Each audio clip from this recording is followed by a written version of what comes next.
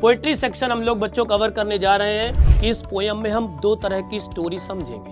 पहली, जो पोएटेस हैं अपने पास शर्ली टॉलसन, उन्होंने अपने बारे में भी इस पोयम में बताया है और अपनी मदर के बारे में इस पोयम में बताया है। Each one of holding up my mother's hands। समुद्र तो नहीं बदला, लेकिन जो मेरी मम्मी थी वो काफी बदल गई। शर्ली टॉलसन ये बताने की कोशिश कर रही हैं कि ये जो ह्यूमन लाइफ है बच्चों, ये क्या है, ये चेंजेबल है। हेलो बच्चों, नमस्ते, नमस्कार, सत श्री अकाल, आदाब। कैसे हैं आप सब? आई होप आप सब बढ़िया होंगे, आपकी पढ़ाई लिखाई भी बढ़िया चल रही होगी। प्यारे बच्चों, आज इस वीडियो लेक्चर में क्लास 11th का पोएट्री सेक्शन कवर करने जा रहे हैं। कौन सा सेक्शन बच्चों? Poetry section. क्लास 11th का पोएट्री सेक्शन हम लोग बच्चों कवर करने जा रहे हैं, जिसमें आज हम लोग बच्चों 3 पोएम्स सेलेक्ट करेंगे। कितनी पोएम सेलेक्ट की बच्चों? आज हम लोगों ने 3। पहली पोएम अपने पास है बच्चों अ फोटोग्राफ, और सेकंड पोएम है द लेबरनम टॉप, और थर्ड पोएम यहां पर है बच्चों the voice of the rain. ये 3 पोएम्स हम लोग आज इस वीडियो लेक्चर में कवर करेंगे, जिसमें हम line by line Hindi explanation देखेंगे। क्योंकि यूपी बोर्ड के बच्चों की सबसे बड़ी एक यही प्रॉब्लम होती है कि सर हिंदी समझ में नहीं आती। क्या समझ नहीं आती? हिंदी समझ नहीं आती। तो आज इस टॉपिक में ये 3 पोएम्स बच्चों हम कवर करेंगे।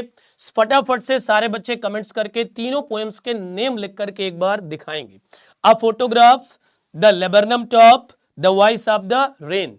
जल्दी से सारे बच्चे एक बार कमेंट्स करके तीनों पोएम्स का नेम लिखेंगे, और इसके बाद हम लोग पढ़ेंगे फर्स्ट पोएम अपने पास है अ फोटोग्राफ। ठीक है बच्चों, ये हमारी कौन सी पोएम है बच्चों? पोएम नंबर 1 है। फटाफट से सारे बच्चे कमेंट करें, फटाफट से सारे बच्चे कमेंट करके बताएंगे। क्या बताएंगे सर जी? क्या बताएंगे सर जी? पोएम का नेम लिख दीजिए फटाफट से। तो चलिए बच्चों, स्टार्ट करते हैं आज की पहली पोएम और देखते हैं कि शर्ली टॉलसन ने क्या बताया। पोएम पढ़ने से पहले आप लोग ये जान लीजिए कि इस पोएम में हम 2 तरह की स्टोरी समझेंगे। पहली, जो पोएटेस हैं अपने पास शर्ली टॉलसन, उन्होंने अपने बारे में भी इस पोएम में बताया है और अपनी मदर के बारे में इस पोएम में बताया है। तो इसलिए आपको बिल्कुल भी कंफ्यूज नहीं होना है। Let's start. The cardboard shows me how it was when. The cardboard shows me how it was when the 2 girls cousins went paddling, each one holding one of my mother's hands, and see, the big girl, some 12 years or so, all 3 stood still to smile through their hair at the uncle with the camera. A sweet face, my mother's, that was before I was born, and the sea, which appears to have changed less, washed their terribly transient feet. इस stanza में बच्चों जो poetess हैं वो देखती हैं क्या? Cardboard. Cardboard आप जानते होंगे, पहले के समय में फोटो जब क्लिक की जाती थी तो एक कार्ड होता था, एक जिसे आप दफ्ती बोल सकते, उसमें फोटो को पेस्ट कर दिया जाता था जिससे वो ज्यादा समय तक चल सके। और जब पुराने समय में लोग उनको देखते थे तो अपनी पुरानी मेमोरी जो होती थी उनको याद करते थे। तो वहीं पर पोएटेस देखती है कार्डबोर्ड, कहती है द कार्डबोर्ड शोज मी। जो ये कार्डबोर्ड है, जिस कार्डबोर्ड को पोएटेस देखती हैं, हाउ इट वाज, कैसा था वो समय, कैसा था वो टाइम। व्हेन मीन्स जब द 2 गर्ल कजिन्स, 2 जो कजिन्स थी, मतलब जो 2 लड़कियां थी, जो गर्ल्स थी, वेंट पैडलिंग। पैडलिंग मीन्स बच्चों होता है वॉकिंग। सर कहां पर वॉकिंग? जब आप बीच पर जाते हैं, थोड़ा बहुत जहां पानी रहता है, जब वहां पर आप टहलते हैं तो वहां पर हम क्या यूज करते हैं बच्चों? पैडलिंग। तो पूरी लाइन का अर्थ समझने के लिए सुनिए फिर से। क्या पोएटेस बोल रही हैं कि जब मैंने उस कार्डबोर्ड को देखा तो मैंने सोचा कि अरे वो कैसा समय रहा होगा जब 2 कजिन्स बीच पर टहलने के लिए गई होंगी। Each one holding one of my mother's hand, और उन दोनों लड़कियों ने मेरी मम्मी का हाथ पकड़ रखा था, और उन दोनों लड़कियों ने मेरी मम्मी का हाथ पकड़ रखा था। किसका हाथ पकड़ रखा था? मेरी मम्मी का हाथ पकड़ रखा था। And see, the big girl, some 12 years or so, और उन तीनों लड़कियों में जो सबसे बड़ी लड़की थी उसकी उम्र उस समय लगभग 12 साल के आसपास थी। याद रखिए इस पॉइंट को बच्चों, कितने साल के आसपास थी? 12 साल के आसपास उनकी क्या थी बच्चों? एज थी। All three stood still to smile through their hair at the uncle with the camera. अब जो वो तीनों लड़कियां बीच पर थी बच्चों, बीच पर आप जब जाते हैं तो आपने देखा होगा हवा भी चलती रहती है, हवा चल रही थी, बढ़िया जो उनकी जुल्फे थी, जो बाल थे वो लहरा रहे थे, और उन लहराते बालों के बीच में बढ़िया तीनों बच्चों के खूबसूरत चेहरे थे जिसमें वो स्माइल दे रहे थे, मुस्कुरा रही थी, हंस रही थी। और उस हंसी के ठीक सामने उनके अंकल थे। अंकल कोई भी हो सकता है, मामा भी हो सकता है, या चाचा भी हो सकता है, फूफा जी भी हो सकते हैं, अंकल भी कोई भी हो सकता है। वो अंकल बढ़िया कैमरा लिए खड़े थे और उनकी फोटो क्लिक कर रहे थे। ये चीजें इमेजिन कर रही हैं सब। देखिए बेटा फिर क्या हुआ, कहती है a sweet face my mother's, और सबसे प्यारा जो चेहरा था उनमें से मेरी मम्मी का था। किसका था? मेरी मम्मी का बेहतरीन चेहरा मुझे नजर आया। That was before I was born, और ये उस समय की बात है जब मेरा जन्म नहीं हुआ था। किसका? शर्ली टॉल्सन का जन्म नहीं हुआ था, उस समय की ये बात आपको बता रही हैं। एंड द सी, और अगर उस समुद्र की बात करें जहां पर वो लोग घूमने गई थी, विच अपीयर्स, जो प्रतीत होता है, टू हैव चेंज लेस, जो बिल्कुल भी नहीं बदला, जो बिल्कुल भी नहीं बदला। समुद्र की अगर बात करें वो बिल्कुल भी नहीं बदला है। वॉस्ट दियर टेरेबली ट्रांजिएंट फीट, ट्रांजिएंट मतलब होता है बच्चों अस्थाई। क्या होता है बेटा? अस्थाई। इसकी मीनिंग क्या होती है? अस्थाई। तो कहते हैं वॉस्ट दियर टेरेबली ट्रांजिएंट फीट, और वो जो समुद्र है वो आज भी उनके अस्थाई पैरों को धुल रहा है। यहां पर जो पोएटेस हैं शर्ली टॉल्सन ये बताने की कोशिश कर रही हैं कि ये जो ह्यूमन लाइफ है बच्चों, ये क्या है? ये चेंजेबल है। क्या है? चेंजेबल है, चेंज हो जाएगी। लोग आएंगे, लोग जाएंगे समुद्र में, लेकिन समुद्र वहीं का वहीं रहेगा। तो ये बताने की कोशिश कर रही हैं कि कुछ तो नहीं, बस समुद्र तो नहीं बदला, लेकिन जो मेरी मम्मी थी वो काफी बदल गई। इसलिए ये बताया जाता है व्यक्ति को कभी परेशान नहीं होना चाहिए। जीवन में जो लोग आते हैं उन्हें एक बार जाना भी पड़ता है। लेट्स सी, रिकैप करेंगे फटाफट से बच्चों एक बार। The cardboard shows me how it was when the two girl cousins went paddling. Poetess कहती हैं कि जब मैं इस कार्डबोर्ड को देखती हूं तो मुझे ऐसा लगता है कि वो समय कैसा रहा होगा जब दो कजिन्स बीच में यात्रा करने के लिए गई थी। Each one of holding up my mother's hands, और उन दोनों लड़कियों ने मेरे मम्मी का हाथ पकड़ रखा था। And see the big girl some 12 years और सो, और उन तीनों में जो सबसे बड़ी लड़की थी वो लगभग 12 साल के आसपास की थी। All three stood still to smile through their hair at the uncle with the camera, और तीनों लोग वहां पर खड़ी थी, हवा हल्की हल्की चल रही थी जिसकी वजह से उनके जो बाल थे वो उनके चेहरे में इधर उधर घूम रहे थे, और वो वहीं से मुस्कुरा रही थी, और उनके ठीक सामने अंकल खड़े थे कैमरा लिए हुए, जिससे वो उनकी पिक्स क्लिक कर रहे थे। A sweet face, my mother's, that was before I was born, और मेरी मम्मी का चेहरा बहुत खूबसूरत था। जब मैंने देखा तो मुझे लगा कि अरे ये तो उस समय की बात है जब मेरा जन्म भी नहीं हुआ था। And the sea, which appears to have changed less, was their terribly transient feet, और अगर उस समुद्र की बात करें तो वो बिल्कुल भी चेंज नहीं हुआ था, जो मेरे अस्थाई मम्मी के पैरों को धुल रहा था, या जो लोग वहां पर जाते हैं उनके अस्थाई पैरों को वो धुलता है। चलिए नेक्स्ट देखते हैं बच्चों। सम 20-30 years later, अब क्या हुआ?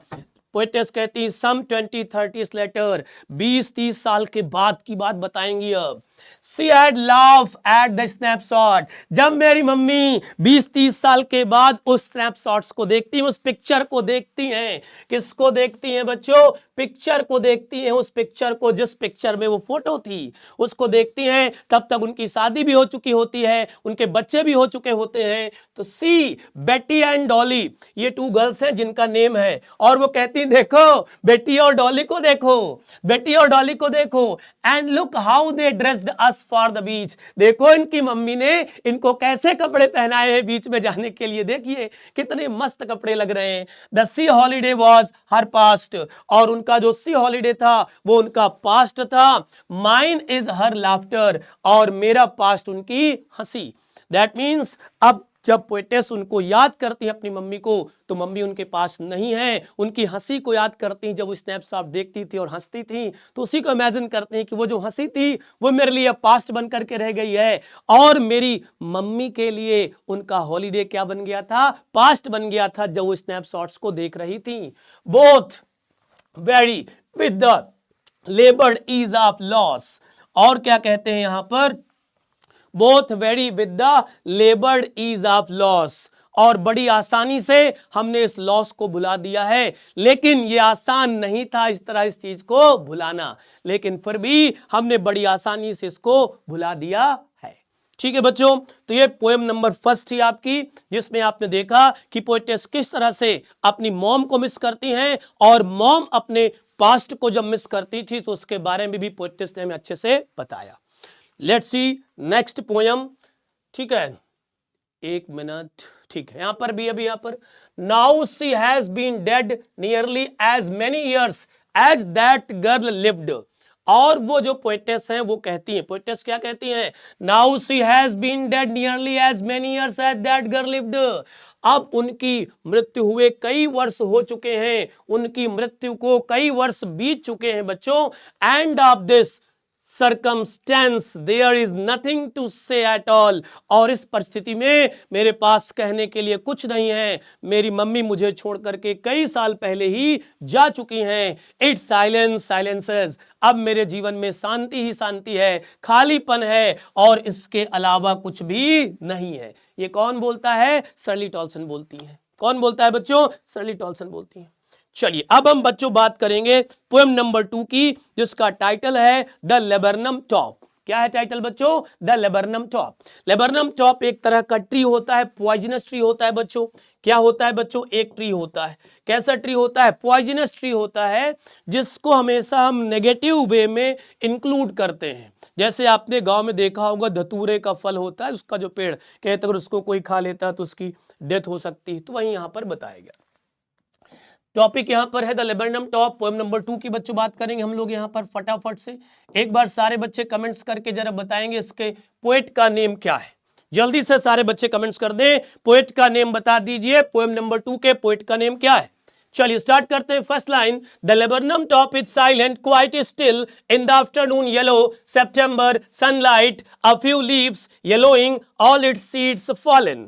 अब जो कवि हैं पोएट कहते हैं the laburnum top, laburnum top मतलब सबसे ऊंचा जो पेड़ की टहनी होती है टॉप बोलते हैं। इट्स साइलेंट, शांत है। लेबरनम टॉप जो लेबरनम नाम का वृक्ष है बिल्कुल शांत है। क्वाइट स्टिल, बिल्कुल स्थिर है, उसमें कोई मूवमेंट नहीं है, कोई हलचल नहीं है। इन द आफ्टरनून येलो सेप्टेम्बर, कब की बात है, सितंबर के दोपहर की बात है, बिल्कुल सन्नाटा है, पेड़ बिल्कुल शांत है। सनलाइट, धूप खिली हुई है। अ फ्यू लीव्स येलोइंग, और उस पेड़ पर जो पत्तियां हैं पीली हो चुकी हैं बिल्कुल। ऑल इट्स सीड्स फॉलन, और जो उसके बीज हैं वो सब नीचे गिर रहे हैं, मतलब कि ऑटम सीजन चल रहा है। कौन सा सीजन चल रहा है बच्चों, ऑटम सीजन चल रहा है। आपने देखा होगा ऑटम सीजन जाता, पतझड़ का मौसम आता है, सारी पत्तियां पेड़ से गिर जाती है और ऐसा लगता है कि पेड़ अब क्या हो चुका है, लाइफलेस हो चुका है। लेकिन ऐसा नहीं होता है, कुछ दिनों के बाद फिर से पेड़ में नई पत्तियां आती हैं। तो पोएट वही कहते हैं the laburnum top is silent quite still in the afternoon yellow September sunlight, सितंबर का मंथ है, दोपहर का टाइम है, पेड़ लेबरनम टॉप है, बिल्कुल शांत है, स्थिर है, कोई भी पेड़ में हलचल नहीं हो रही है। पेड़ की पत्तियां बिल्कुल पीली पड़ चुकी हैं और बहुत सारी पत्तियां नीचे गिर गई हैं, और जो कुछ सीड्स हैं वो भी नीचे गिर चुके हैं। यह स्थिति है किसकी बच्चों, लेबरनम टॉप की। यह स्थिति है लेबरनम टॉप की। ठीक है, फिर कहते हैं टिल द गोल्डफिंच कम्स, और यह स्थिति बच्चों तभी तक रहती है जब तक गोल्डफिंच नाम का एक पक्षी उस पेड़ के अंदर नहीं आ जाता। यह स्थिति तभी तक रहती है जब तक शांति उस पेड़ में रहती है। कब तक, जब तक गोल्डफिंच नाम का एक पक्षी उस पेड़ के अंदर नहीं आ जाता है। विथ पिचिंग चिरप, जैसे ही वो उस पेड़ में आता है, उस पेड़ में आकर वो चहचहाता आता है, पेड़ में हलचल होती है। आ सडननेस, अचानक से वो पक्षी आता है, पेड़ के अंदर जाता है, वैसे ही पेड़ में मूवमेंट स्टार्ट हो जाता है और वो चहचहाने लगता है। अ स्टार्टमेंट एट अ ब्रांच एंड, और एक ब्रांच के किनारे पर जब बैठता है तो स्टार्टमेंट सरप्राइज, अचानक से कोई देखे, अभी लगता बिल्कुल शांति थी यहां पर, और अब अचानक से यहां पर क्या हो गया बेटा, हलचल हो गई पेड़ में, लोग चौंक जाते रहे, ये कैसे हो गया। देन स्लीक, स्लीक मीन्स हम बच्चों चाहे तो यहां पर क्या लिख सकते हैं बेटा, स्मूथ लिख सकते हैं। क्या लिखा है, स्मूथ, चिकना, किसकी तरह, as a lizard, Simli use कर दिया पोएट ने। लिजार्ड मतलब आप समझते हैं छिपकली। कहता एंड अलर्ट, बिल्कुल चौकन्ना, एंड एब्रप्ट, अचानक से। एब्रप्ट मीन्स बच्चों क्या होता है, अचानक। और क्या हुआ, अचानक से जब वो पेड़ पर आता है तो बिल्कुल छिपकली की तरह चुपचाप सीधे घुस जाता है, कहां, पेड़ के अंदर आ जाता है, बिल्कुल चौकन्ना, पेड़ के अंदर वो एंटर करता है। कौन, यस, गोल्डफिंच नाम का पक्षी। She enters the thickness, thickness means होता है पेड़ के अंदर बीचों बीच, मिड में, जहां पर बहुत सारी ब्रांचेस होती, वहां पर बीच में विंटर कर जाती है। कौन, वो पक्षी अंतर कर जाती है। एंड मशीन स्टार्ट्स अप, और जैसे ही वो गोल्डफिंच पेड़ के बीचों बीच पहुंचता है, एक मशीन स्टार्ट हो जाती है। अब आप कहेंगे सर ये मशीन क्या है, तो बच्चों अगर आप मशीन की बात करते हैं तो मशीन का मतलब यहां पर है जो छोटे छोटे बच्चे हैं, जो छोटे छोटे क्या है बच्चे, घोंसला यहां पर बना हुआ है। क्या बना हुआ है, घोंसला। इस नेस्ट में बहुत सारे पक्षी हैं, तो जब उनको पता चला कि अरे हमारी मां आ गई है, तो बच्चे भी एक्टिव हो जाते हैं, आप चिटरिंग्स, और चहचहाने लगते हैं, और चहचहाने की मशीन स्टार्ट हो जाती है। And a tremor of wings, पंखों का फड़फड़ाना। क्या बच्चों, यस सर, पंखों का फड़फड़ाना, और वो अपने पंखों को फड़फड़ाने लगते हैं, पंखों को मूव करने लगते हैं। And thrillings, the whole tree trembles and thrills, और इस तरह से थोड़ी देर बाद वो पूरा पेड़ रोमांच से भर जाता है, और उस पूरे पेड़ में हलचल होने लगती है, वो पूरा पेड़ इधर उधर हिलने डुलने लगता है। जो अभी तक बिल्कुल शांत था, अब ऐसी स्थिति बिल्कुल भी नहीं थी, गोल्डफिंच पक्षी के आ जाने की वजह से। It is the engine of our family. कौन इंजन है बच्चों, वो जो गोल्डफिंच है वो अपने परिवार का इंजन है। गोल्डफिंच अपने परिवार का क्या है, इंजन है।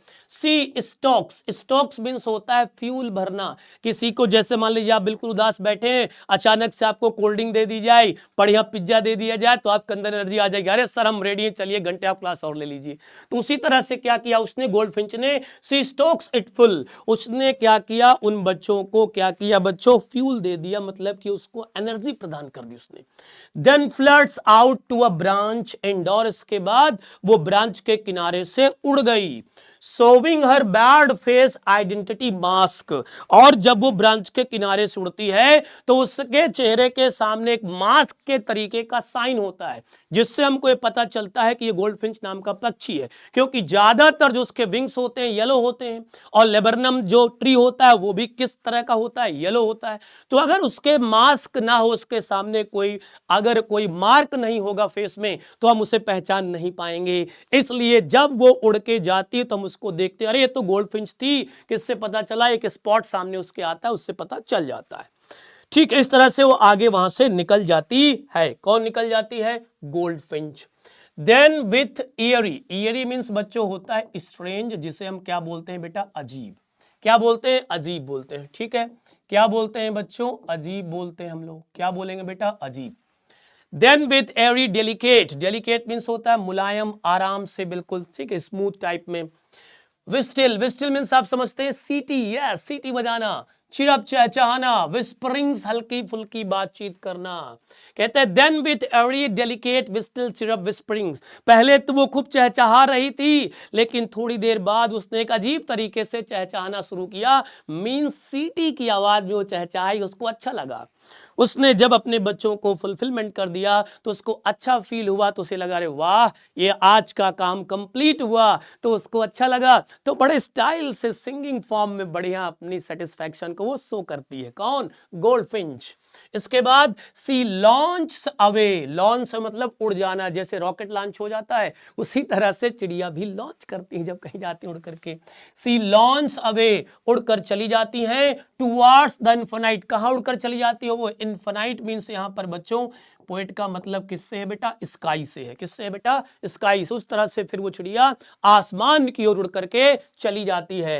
And the laburnum subsides to empty, और इसके बाद जो लेबरनम पेड़ था वो फिर से खाली हो जाता है, फिर से वहां पर सन्नाटा हो जाता है, फिर से वहां पर कोई हलचल नहीं होती है। और इस पोम को लिखने का काम किसने किया है बच्चों, टेड ह्यूज ने। फटाफट से कमेंट्स करके जल्दी से आंसर कर दीजिए, क्या पोएट का नेम बता दीजिए कि पोएट का नेम क्या है। क्लियर है कहानी बच्चों? चलिए एक बार फटाफट से स्पीड में रिकैप करते हैं ताकि सारी चीजें आपको अच्छे से क्लियर रहें। पोएम नंबर 1 हमने कंप्लीट की, पोएम नंबर 2 कंप्लीट की, आइए रिकैप कर लेते हैं।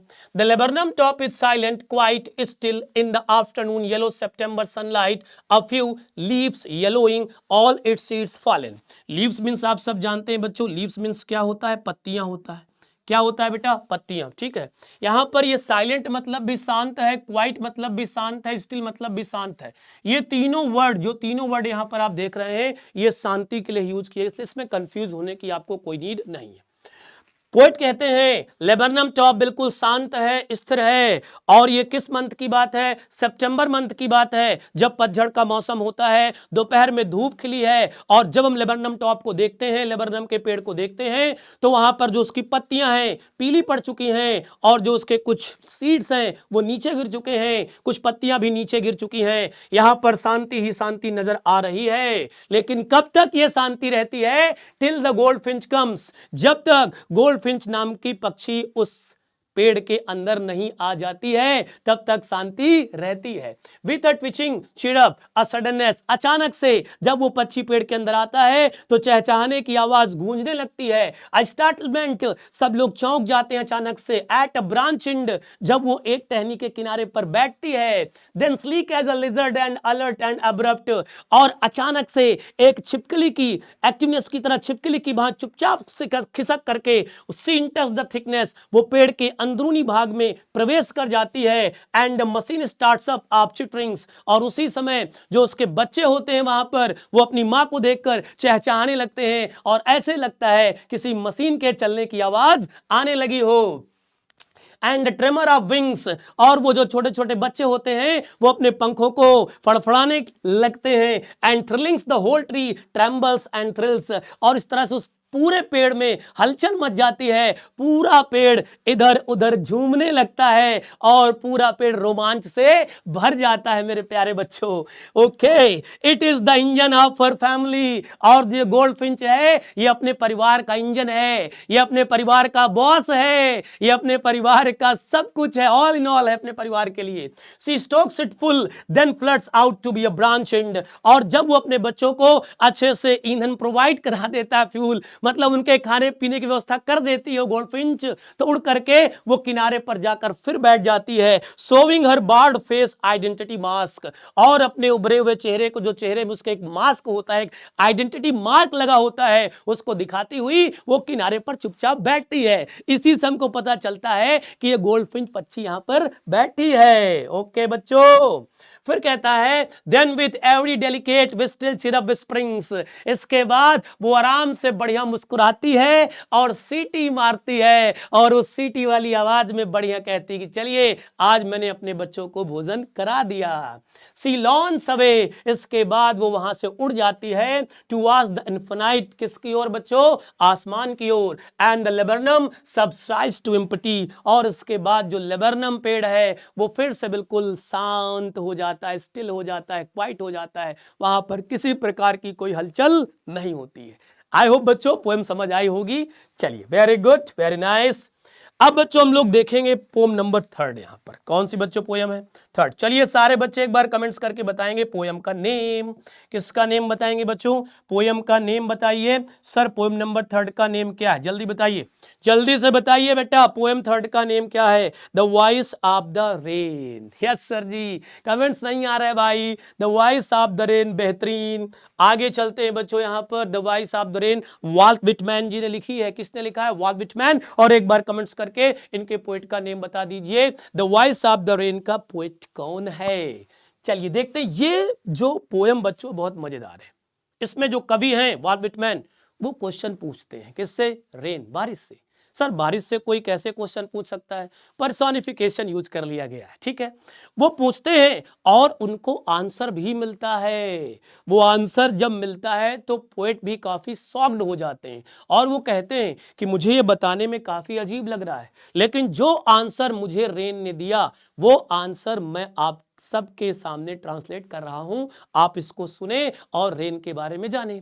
रेन अपने बारे में भौकाली बातें बताती है, बढ़ा चढ़ा करके भौकाल पेश करती है। मैं ऐसी, मैं वैसी, मैं ऐसा, मैं वैसा, ये सारी चीजें बताती है। और जो पोएट हैं उन्हीं चीजों को इस पोएम के माध्यम से बताने की कोशिश करते हैं। Let's start poem number third. चलिए पोएम नंबर थर्ड स्टार्ट करते हैं बच्चों। The voice of the rain. First line यहां पर हम देखेंगे बेटा। फर्स्ट लाइन की अगर आप बात करते हैं, एंड हु आर दू, या दाऊ कह सकते हैं। ये ओल्ड इंग्लिश का वर्ड है बच्चों। क्या इस मॉडर्न इंग्लिश में से हम लोग क्या बोलते हैं बेटा? यू। कहता है एंड हु आर दू। ये जो पोएट हैं ये क्वेश्चन पूछते हैं। एंड हु आर दू, आर्ट मीन्स आप जानते हैं ना, कला, कलाकारी से बोलते हैं कला। कहते हैं कि तुम किसकी आर्ट हो, तुम किसकी आर्ट। ये बात मैंने पहले बताई। ये पोएट ये क्वेश्चन किससे करते हैं? रेन से। वो पूछते हैं क्या? And who art do you, और तुम किसकी आर्ट हो, तुम किसकी आर्ट हो भाई। सेड आई, आई मीन्स यहां पर बच्चों मीनिंग किसके लिए है? पोएट के लिए। तो जहां जहां पर आई वर्ड आएगा उसका मीन्स क्या है? पोएट। तो कहता है सेड आई, मैंने कहा, मैंने पूछा भैया तुम किसकी आर्ट हो। द सॉफ्ट फॉलिंग शॉवर, धीरे धीरे जो बारिश हो रही थी मैंने उससे पूछा।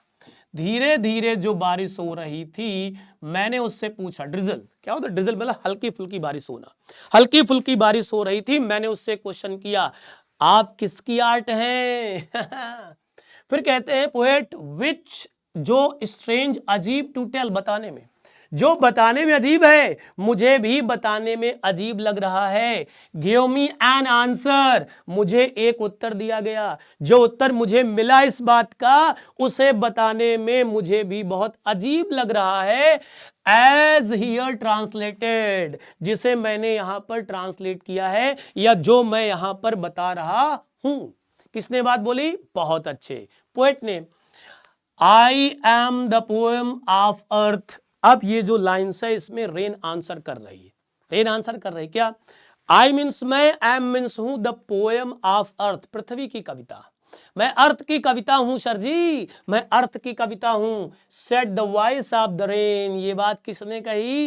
रेन ने बात कही कि मैं पृथ्वी की कविता हूं सर। इटर्नल, इटर्नल मतलब होता है एवर लास्टिंग, जिसका कभी अंत नहीं होता है, जिसका कभी अंत ना हो, जिसका कभी अंत ना हो। दैट मीन्स जो कभी समाप्त ना हो, ever lasting, infinite.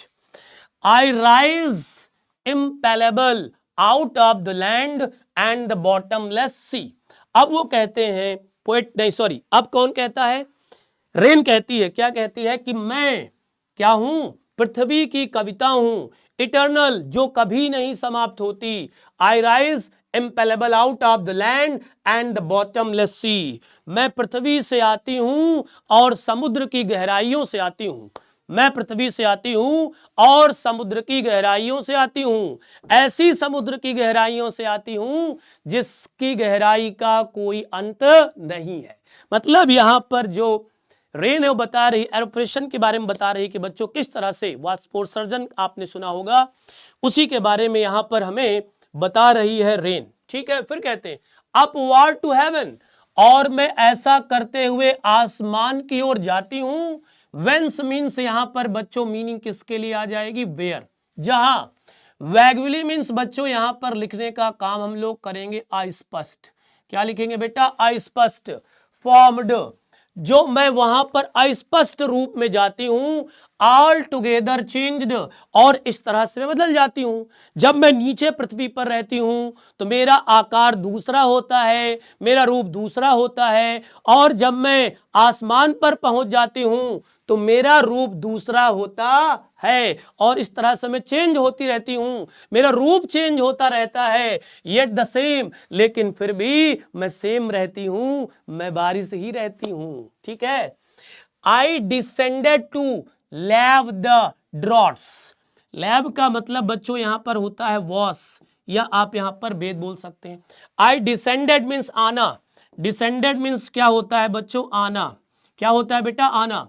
I descended to lave the droughts, और मैं पृथ्वी पर वहां वहां आती हूं जहां पर सूखा पड़ जाता है, सूखा है, मैं वहां आती हूं।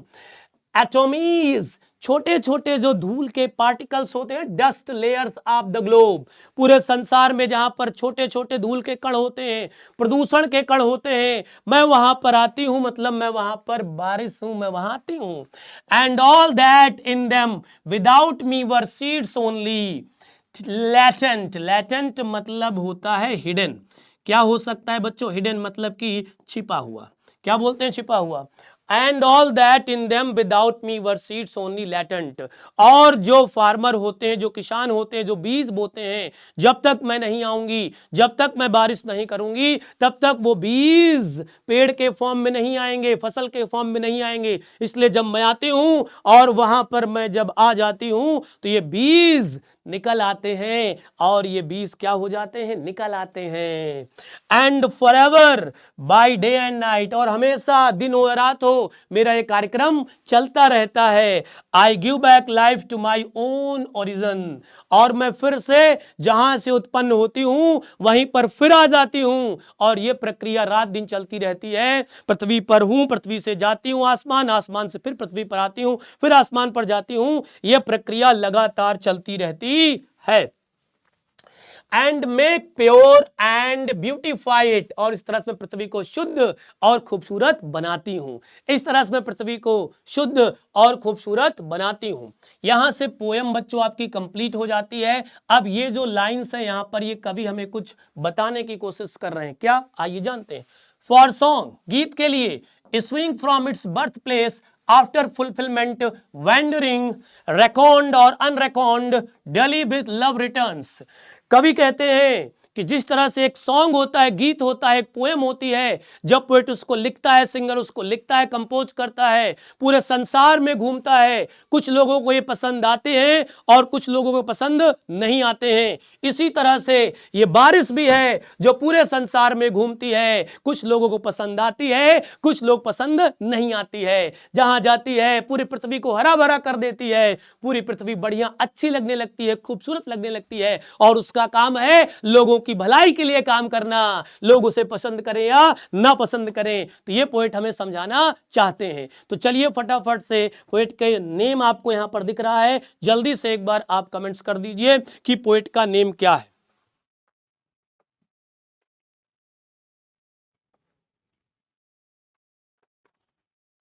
फटाफट बताएंगे जल्दी से, फटाफट बताइए बच्चों क्या होगा इसका मतलब,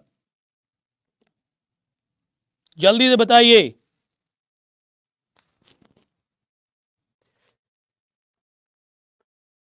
चलिए एक बार इसको और रिकैप कर लेते हैं, फटाफट से एक बार रिकैप कर लेते हैं ताकि क्लियर हो जाए। The voice of the rain बच्चों बात करते हैं तो, and who art thou, question कवि पूछते हैं किससे? Said I to the soft falling shower, हल्की हल्की धीमी धीमी बरसात हो रही थी, उस बरसात से, उस बारिश से कवि ने क्वेश्चन पूछा।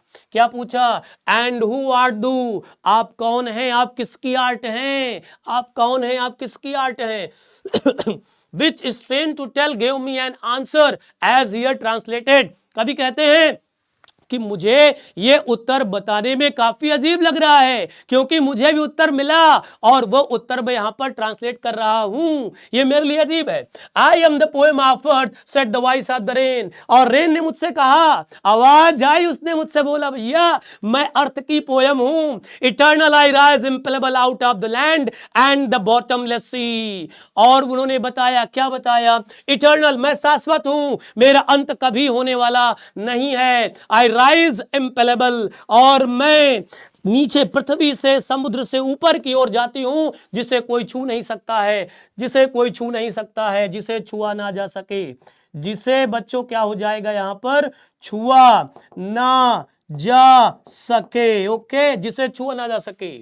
एंड द बॉटमलेस सी, और इस समुद्र से मैं ऊपर की ओर जाती हूं, जिस समुद्र की गहराई का कोई था ही नहीं होता है। कहां जाती हूं? ऊपर की ओर, अपवर्ड टू हेवन। कहां जाती हूं? ऊपर की ओर। अपवर्ड टू हेवन मतलब कि स्वर्ग नहीं, स्काई। यहां पर मतलब क्या है? स्काई, बाद स्काई मतलब आसमान की ओर। वेंस, वेयर, वैगुली, अस्पष्ट फॉर्म टुगेदर, जहां पर मैं अस्पष्ट फॉर्म में बन जाती हूं, मतलब मेरा जो आकार है वो स्पष्ट नहीं होता। देखो आपने बादलों में आकार रहते, कहीं कछुआ दिखाई देगा आपको, कहीं शेर दिखाई देगा, कहीं किसी को बाबा दिखाई देते हैं, इस तरह से। Change and yet the same, मेरे आकार चेंज होते रहते हैं, मेरा रूप चेंज होता रहता है। पृथ्वी में दूसरा, आसमान में दूसरा, समुद्र के पास तीसरा, लेकिन फिर भी मैं सेम रहती हूं, क्योंकि मैं क्या हूं? यस, मैं क्या हूं? मैं बारिश हूं। I descend to lave the droughts, मैं आती हूं सूखे स्थानों को धुलने के लिए, जहां पर सूखा है वहां पर मैं प्रोवाइड करती हूं अपनी कृपा। एटॉमीज 10 लेयर्स ऑफ द ग्लोब, और पूरे संसार में जहां पर धूल के छोटे छोटे कण होते हैं, पार्टिकल्स होते हैं, वहां पर मैं आती हूं। And all that in them without me were seeds only latent, और जब किसान अपने बीजों को बोता है तो तब तक वो बीज ऊपर नहीं आते हैं, जब तक मैं वहां पर आती नहीं हूं, और जब मैं वहां आती हूं तब वो बीज धीरे धीरे फसल का रूप लेते हैं। इसलिए मेरा आना बहुत ही जरूरी है। And forever by day and night I give back life to my own origin, और बारिश कहती है कि हमेशा, लगातार, दिन हो या रात हो, ये मेरा कार्यक्रम चलता रहता है। जहां से मैं उत्पन्न होती हूं वापस वहीं आ जाती हूं। दैट मीन्स पृथ्वी से आसमान की ओर जाती हूं, और आसमान से फिर पृथ्वी में मैं आ जाती हूं। And make pure and beautified, और इस तरह से मैं पूरी पृथ्वी को सुंदर और शुद्ध बनाती हूं। For song issuing from its birthplace after fulfillment, wandering, reckoned or unreckoned daily with love returns। यहां पर कवि कहते हैं कि जिस तरह से कविता, जिस तरह से गीत संगीत लोगों के लिए प्रिय होते हैं, उसी तरह से संसार के लिए बारिश भी प्रिय होती है। लेकिन ऐसा जरूरी नहीं कि सबको ये पसंद आए। जिस तरह से सॉन्ग सबको पसंद नहीं आते, किसी को अच्छे लगते हैं, किसी को नहीं अच्छे लगते हैं, उसी तरह से वर्षा भी है, किसी को अच्छी लगेगी, किसी को अच्छी नहीं लगेगी। जैसे कहीं बाढ़ आ जाती है, ज्यादा बारिश होती है, तो उनको लगता है कि बारिश बहुत ज्यादा हो रही है, तो लोग उसको गलत वे में देखते हैं। तो इसी तरह से, लेकिन इनका सबका काम क्या है? लोगों को अच्छाई प्रोवाइड करना और लोगों को बढ़िया आगे जीवन देना। तो ये काम चलता रहता है, चाहे लोग पसंद करें चाहे ना पसंद करें, विद लव रिटर्न्स। और जब लोग ये कहते हैं कि ये गीत बहुत अच्छा था, ये कविता बहुत अच्छी थी, तो जो पोएट होता है, सिंगर होता है, उसे बहुत अच्छा फील होता है। उसी तरह से बारिश को भी बहुत अच्छा फील होता है जब वो पूरे संसार में हरियाली देखती है और लोगों को खुश देखती है, जिससे क्रॉप्स होती है, लोग आगे बढ़ते हैं। तो ठीक है बच्चों, आज का लेक्चर कैसा लगा कमेंट्स करके जरूर बताएं। ठीक है बच्चों, तो आज की क्लास वाइंड अप करते हैं, फिर मिलते हैं नेक्स्ट सेशन में। तब तक सब बच्चों से नमस्ते, नमस्कार, tata, bye bye, take care, जय हिंद, जय भारत। पढ़ते रहिए, मुस्कुराते रहिए और अपनी फैमिली का नाम रोशन करते रहिए।